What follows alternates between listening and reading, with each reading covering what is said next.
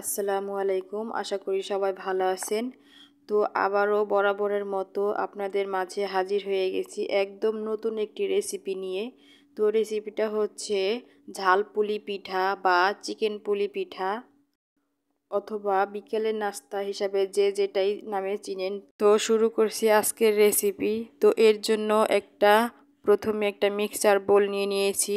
এর মধ্যে নিয়ে নিচ্ছি 2 কাপ ময়দা। এখন এর মধ্যে দিয়ে দিচ্ছি স্বাদ মতো লবণ, আর দিয়ে দিচ্ছি হাফ চামচের মতো চিনি। এটা এটার স্বাদ বাড়িয়ে নিবে আরও। তো একটা হ্যান্ডউইচ দিয়ে ভালোভাবে মিশিয়ে নিচ্ছি। তো এখন এর মধ্যে দিয়ে দিচ্ছি 1 টেবিল চামচ পরিমাণ রান্নার তেল। এখন ভালোভাবে মাখিয়ে নিচ্ছি। এভাবে ঘষে ঘষে মাখিয়ে নিতে হবে। এখন এর মধ্যে দিয়ে দিব পানি। তো পানিটা একবারে দিব না, অল্প অল্প করে পানি দিয়ে একটা ডো তৈরি করে নিতে হবে। তো শক্ত করে একটা ডো তৈরি করে নিয়েছি। তো এখন আমি একটা ঢাকনা দিয়ে রেস্টের জন্য রেখে দিব 20 মিনিটের জন্য। তো এরই মাঝে পিঠার পুরটা তৈরি করে নিব। পেঁয়াজ ভেজে এর মধ্যে স্বাদমতো লবণ ও আদা রসুনের পেস্ট দিয়ে একটু নেড়ে চেড়ে এর মধ্যে সামান্য পানি দিয়ে দিচ্ছি হলুদ আর মরিচের গুঁড়ো ও গরম মশলার গুঁড়ো। এখন এই মশলাগুলো একটু কষিয়ে নিব। তো কষিয়ে নেওয়া শেষ। এর মধ্যে এখন দিয়ে দিচ্ছি আগে থেকেই কিমা করা মুরগির মাংস।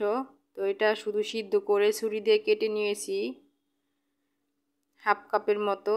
তো এখন আবারও ভালোভাবে কষিয়ে নিব মশলার সাথে মাংসগুলি।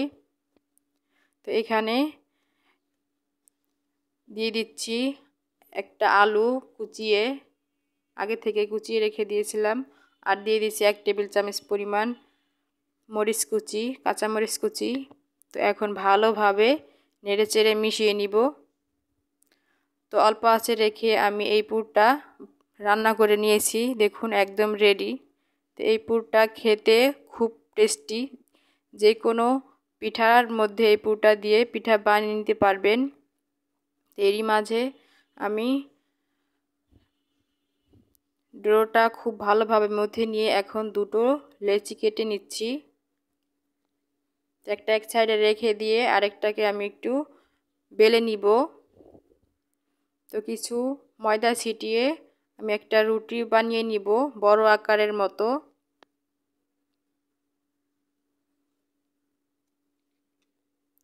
তো রুটিটা বেলে নিয়েছি। দেখুন খুব বেশি মোটা না, খুব বেশি পাতলাও না। তো এখন আমি এই রুটিটা কাটার জন্য একটা মগ নিয়ে নিয়েছি। আপনারা চাইলে আপনাদের হাতের কাছে যা থাকবে তা দিয়ে কেটে নিলেই হবে। তো এভাবে আমি কেটে নিব রুটিটা। তো কেটে নেওয়া শেষ। দেখুন এভাবে কেটে নিলে সবগুলো পিঠার সাইজ একই রকম থাকবে, তাই এভাবে কেটে নিচ্ছি। তো পিঠা বানিয়ে নিব। এখন এর মধ্যে দিয়ে দিচ্ছি পুর। এখন আমি দেখুন কিভাবে পিঠাটা বানিয়ে নিচ্ছি।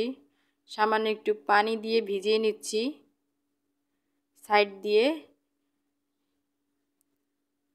এখন এই সাইড থেকে টেনে নিয়ে এভাবে খুব ভালোভাবে সিল করে নিতে হবে পিঠাটা।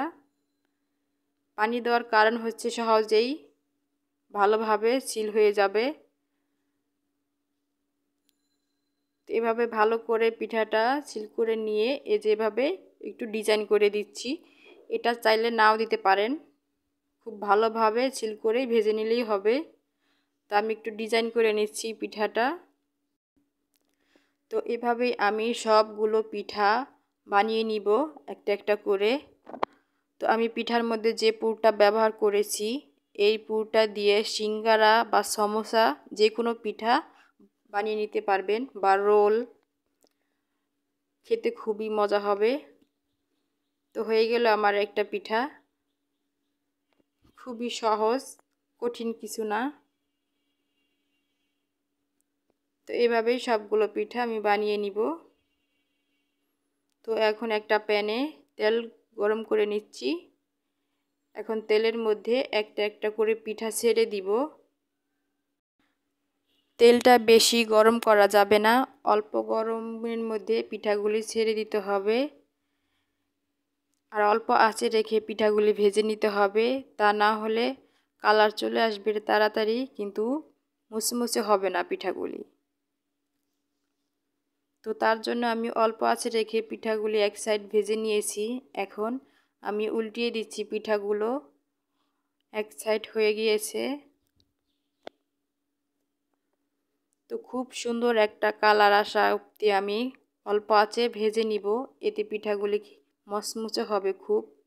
তো পিঠাগুলি ভেজে নেওয়া শেষ, এখন আমি তেলে থেকে তুলে নিচ্ছি। দেখুন, কাছে থেকেই দেখাচ্ছি কত সুন্দর কালার হয়েছে। তো এভাবেই আমি সবগুলো পিঠা ভেজে নিব। তো আমার আজকের পিঠাগুলি দেখতে কীরকম হয়েছে অবশ্যই কমেন্ট করে জানাবেন।